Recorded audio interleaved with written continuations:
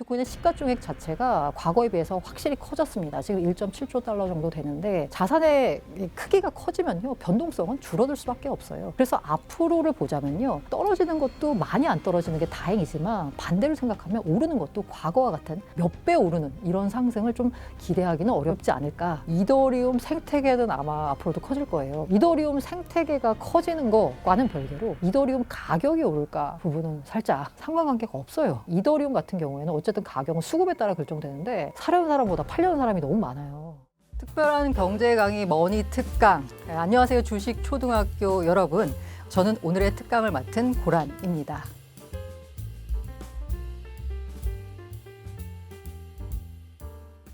이게 이제 우리가 이 코인이라고 하는 자산이 우리 눈에 들어온 건 2017년 그때부터잖아요. 이제 그때부터 생각을 해보면 지금을 이제 뭐 3차 불장으로 정의하자면 1차 불장은 2017년 말에서 2018년 초까지 있었고요. 2차 불장은 2021년 11월에 정점 찍고 그 다음에 이제 내려왔죠. 그리고 이제 3차 불장이 이게 지금 지난 1월에 기록한 비트코인 10만 9천 달러 이걸 이제 3차 불장으로 봐야 되냐 아니면 아직 더 남았냐 뭐 이런 여러 가지 논란이 있습니다만 그렇게 세 번의 불장으로 정의해 보자면요.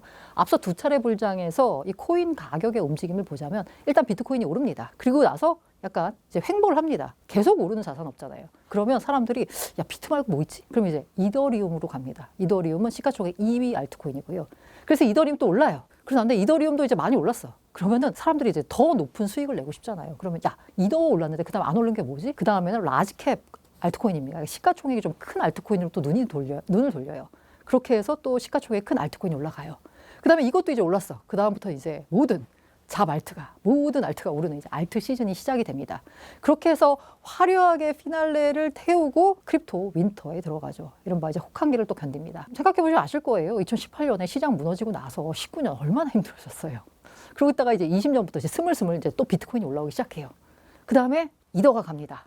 그리고 라지캡 알트가 가요. 그리고 모든 알트가 다 올랐다가 피날레를 화려하게 불을 하얗게 태우고 이제 또 다시 또 우리 윈터를 겪습니다. 22년, 23년 생각해 보시면 진짜 인고의 세월을 건넜죠. 그리고 나서 이제 3차 불장이에요. 비트 올랐죠. 이더가 올라야 돼요. 이더가 안 올라. 이더가 지금 현재 수준으로 보자면 거의 5년 이전 수준 가격으로 되돌아왔어요. 그러니까 지금 현재 5년 수준 비트코인 가격을 보자면 비트코인은 확실히 높거든요. 가격 수준 자체가. 근데 이더리움 투자한 사람들이 5년 장투했는데 아직도 마이너스예요. 이게 말이 돼요? 라고 이제 코인 투자자들은 생각을 합니다. 앞서 말씀드린 두 번의 사이클을 보자면 지금쯤 이더 오르고 라지캡 오르고 모든 알트가 막 난리가 나는 시장이 와야 되는데 아닙니다. 앞서 말씀드렸잖아요. 비트코인 도미넌스가 오히려 더 올라가고 있어요. 이 얘기는 뭐다? 네, 과거의 사이클이 깨졌다. 물론 저는 이렇게 말씀드리지만 아직까지 야, 알트 시즌 온다라고 주장하시는 분들도 있습니다. 근데 이게 무슨 알트 시즌이 무슨 유니콘이라서 온다 하는데 안 오고 있어요. 지금 현재. 저는 이제 안 올 거라고 보는 사람이고요. 왜 안 올 거라고 보냐면 1차, 2차 때 시장에 들어왔던 자금의 성격과 지금 3차 때 들어온 자금의 성격이 다르다는 겁니다. 3차에서 비트코인이 올라갔던 이유는 뭐냐면 ETF발 자금이 들어왔어요. 기관 자금이. 그러니까 지금까지는 코인 시장에 투자하지 않던 자금들이 코인 시장에 들어오기 시작한 겁니다. 이 자금은 비트가 많이 올랐다고 해서 비트 팔고 알트로 가지 않아요. 그냥 비트코인 투자하러 들어왔다가 지금처럼 매크로 상황 안 좋고 야, 비트코인도 좀 안 좋을 것 같아. 그러면 어떻게 하나? 아예 그냥 비트를 팔고 시장에서 떠납니다. 그리고 다른 안전자산인 뭐 미국채를 가든지 뭐 다른 뭐 엔화를 가든지 아예 시장을 떠나요. 거기서 남아서 야, 비트 이제 안 되니까 그 다음엔 다시 이더 사야지. 이렇게 옮겨가는 자금의 성격이 아니라는 거죠. 이 때문에 지금 현재로서 보자면 자금의 성격 자체가 다른 자금이 들어와가지고 비트코인을 밀어 올렸기 때문에 과거 1차, 2차 불장 때 나타났던 알트코인 시즌 그 사이클은 이제 앞으로는 나타나지 않을 것 같다라는 생각입니다. 불장이라는 정의가 어떤지 모르겠는데 비트 기준으로 한번 보자면 지금은 3차 불장에 해당하겠죠. 지금 지난번 한 게 이제 10만 9천 달러까지 갔으니까요. 이제 여기서 더 오르느냐 아니면은 조금 오랫동안 또 횡보를 이어가느냐 이제 그걸 봐야 되는데 앞서 말씀드린 대로 자금의 성격이 바뀌었다라는 말씀 드렸잖아요. 그렇기 때문에 예전에는 불장 갔다가 이제 이른바 크립토 윈터가 오면 거의 고점 대비해서 마이너스 70% 80% 빠집니다. 그런데 지금은 조정을 받아봐야 앞서 말씀드린 대로 7만 4천까지 밀렸어요. 자금의 성격이 달라졌기 때문에 밀리는 것도 다르는 거예요. 많이 밀려봐야 20-30% 밀리는 거로 바뀌었거든요. 그리고 비트코인의 시가총액 자체가 과거에 비해서 확실히 커졌습니다. 지금 1.7조 달러 정도 되는데 이렇게 자산의 크기가 커지면요, 변동성은 줄어들 수밖에 없어요. 그래서 앞으로를 보자면요, 내리는 것도 떨어지는 것도 많이 안 떨어지는 게 다행이지만 반대로 생각하면 오르는 것도 과거와 같은 급격한 상승을 몇 배 오르는 이런 상승을 좀 기대하기는 어렵지 않을까라고 생각합니다. 태도는 약간 중국계로 분류가 되고 있거든요. 출발이 중국계였어요. 그래서 그 일각에서는 약간 이제 테더를 몰아내려고 한다라는 얘기가 나오고 있는데 이게 문제가 뭐냐면 테더가 미국 국채를 너무 많이 들고 있어요. 그래서 테더를 시장에서 몰아내면 이게 그 지난해 기준으로만 보자면 미국 국채를 많이 사준 순위를 쭉 순서대로 이제 국가별로 쭉 매겨지겠죠. 그러면 테더가 7등이에요. 지난해 기준으로만 보자면 일본하고 중국은 국채를 팔았습니다. 물론 지금 현재 보유량만 놓고 보자면 일본이 1등, 중국이 2등이에요. 근데 새로 사는 수요를 보자면 테더가 7등까지 올라왔어요. 우리나라보다도 많이 샀습니다. 지난해 미국 국채를. 근데 이 테더가 이게 약간 출신 성분이 의심스럽다?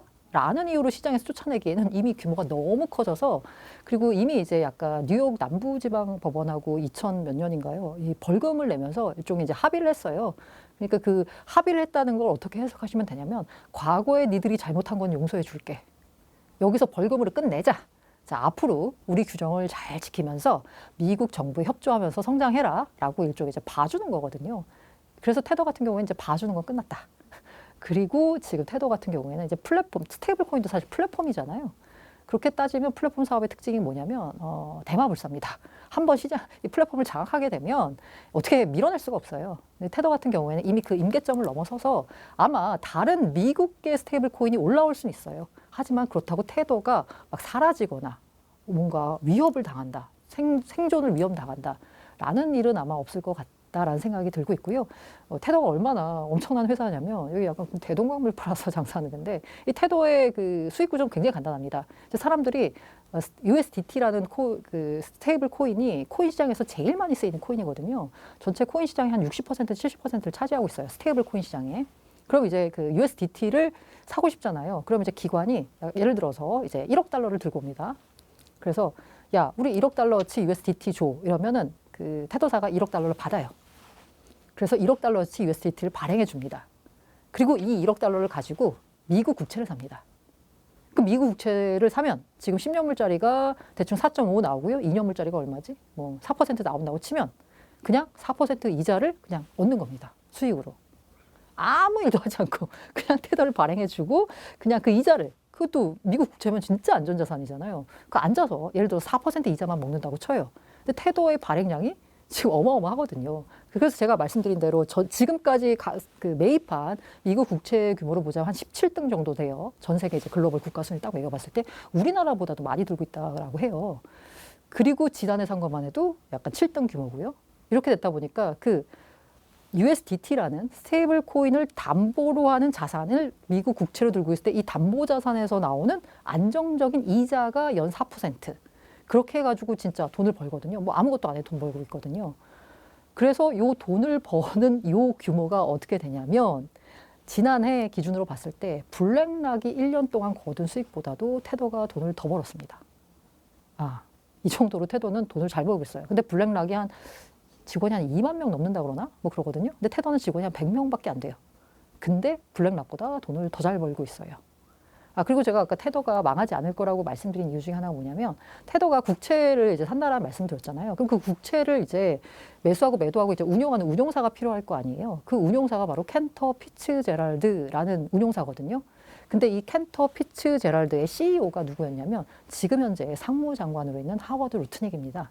이게 약간 다 엮여 있다라고 보시면 될 것 같아요. 네, 앞서 말씀드린 제2의 이더리움 고사하고 지금 이더도 이더리움 자체에 존폐가 걱정이 되는 상황인데, 네, 제가 여기서 말씀드리고 싶은 건 이더리움 생태계는 아마 앞으로도 커질 거예요. 왜냐하면 지금 현재 블랙락 등이 가장 신경 쓰고 있는 게 뭐냐면 RWA거든요.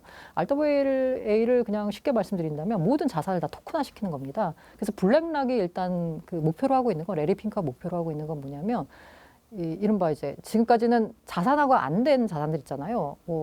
예를 들면은 대표적으로 뭐 어떤 거냐 무슨 뭐 미술품 뭐 이런 자산들 있잖아요. 이걸 이제 토큰화 시키는 여기까지는 아직까지는 이제 블랙락이 생각하지는 않고 있고요. 블랙락이 할 수 있는 가장 쉬운 토큰화가 뭐냐면 바로 금융자산을 토큰화하는 겁니다.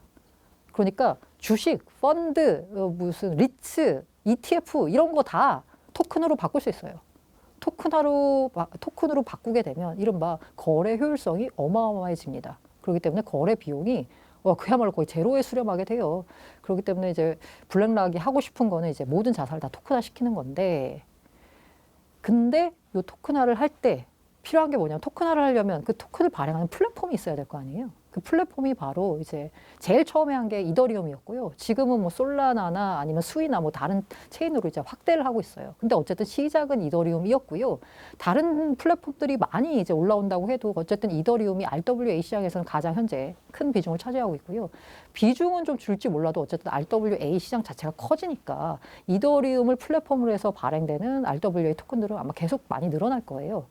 근데 여기서 문제가 뭐냐? 말씀드린 대로 이더리움 생태계가 커지는 거와는 별개로 이더리움 가격이 오를까 부분은 살짝 이게 약간 상관관계가 없어요. 게다가 이제 이더리움 같은 경우에는 어쨌든 가격은 수급에 따라 결정되는데 사려는 사람보다 팔려는 사람이 너무 많아요. 그러다 보니까 이더 가격이 지금 이 모양 이 꼴로 지금 되고 있거든요. 그래서 제2의 이더리움? 이라고 플랫폼 측면에서 봤을 때 제2의 이더리움으로 어쨌든 시장에서 이제 살아남은 레이어 원 체인으로 보자면 뭐 솔라나나 수이 같은 것들이 있죠. 이것도 이제 각자의 몫을 다하고 있는데 앞서 말씀드린 대로 이더리움 가격으로 보자면 이게 쉽지 않다. 저도 뭐 알트코인 투자했고요. 그래서 이 단연간의 투자 코인력으로 보자면 알트는 투자하는 게 아니라 매매하는 거다. 라는 교훈을 깨달았습니다. 그래서 매매하는 방식이요. 이른바 이제 추세 추종 매매라는 말들 하잖아요. 그러니까 물론 이걸 하실 수 있는 분들이 있어요. 진짜 그 VC가 약간 스타트업 투자하는 것처럼 저기 시장에 널려 있는 것들을 지켜보다가 내가 진짜 이 진흙 속에 진주를 발견해서 이게 막 100배, 1000배 가는 거야. 막 이거. 이렇게 하시는 분들 계시죠. 그런데 이거는 제가 보기에 생업이 있는 분들은 힘드실 것 같아요. 진짜 그 어마어마한 리서치를 해야 되는 거고, 일단 투자를 시작해도 이 해당 프로젝트가 정말 제대로 굴러가고 있는지를 계속 모니터링 해야 되는 거기 때문에 이건 저는 생업이 있는 분들은 어렵다라고 보고 있습니다. 심지어 리서치만 하는 분들도 요거를 이게 어려워요. 성공하기가. 그런데 일반인들이 하기엔 좀 가능할까 싶은 생각이 들고 있고요. 그래서 추세 추종 매매가 뭐냐면 지금 아까 시장의 트렌드라고 말씀하셨잖아요. 이게 지금은 사실 다 어렵기 때문에 트렌드라고 할 만한 게 없는데 앞서 말씀드린 대로 트럼프가 당선되니까 갑자기 이제 미제 코인이 뜬다라고 하면서 이른바 미제 코인이 오르기 시작했어요. 근데 오르기 시작했는데 그게 오르기 시작했는데 예를 들어서 지금 오르기 시작 전 가격이 100원이었어요. 근데 오르기 시작해서 150원이 됐어. 그러면 50%나 올랐네? 이거 지금 사는 게 맞아? 라고 하는데 한번 추세를 받으면 그게 계속 가거든요. 내러티브가 깨질 때까지는. 그래서 이게 갑자기 200원이 되고 300원이 되고 가요. 그러면 이제 일반 분들이 생각하시는 거는 와 이게 이제 대세인가 보다라고 300원에 사세요. 근데 그때 추세가 꺾여. 그럼 이제 300원에 물려가지고 여기가 더 오를 거야 라면서 이제 그때부터는 존버에 들어가는 거죠. 그런데 다시 추세를 타서 그 300원이라는 가격을 회복하기 전까지는 회복을 할 수 있을지도 모르겠고 회복할 때까지 진짜 오랜 기간이 걸리거든요. 그래서 추세 추정 매매로 추세를 타면 일단 무릎에서 산다라는 생각으로 발바닥에 사는 건 어렵고요. 무릎에서 산다는 생각으로 하고 그 다음에 팔 때도 어깨에서 판다라는 관점으로 머리 꼭대기에서 판다라는 생각하지 마시고요. 그리고 제가 투자가 아니라 매매라는 관점 드렸잖아요. 내가 무릎인 줄 알고 샀는데 이게 머리 꼭대기였네?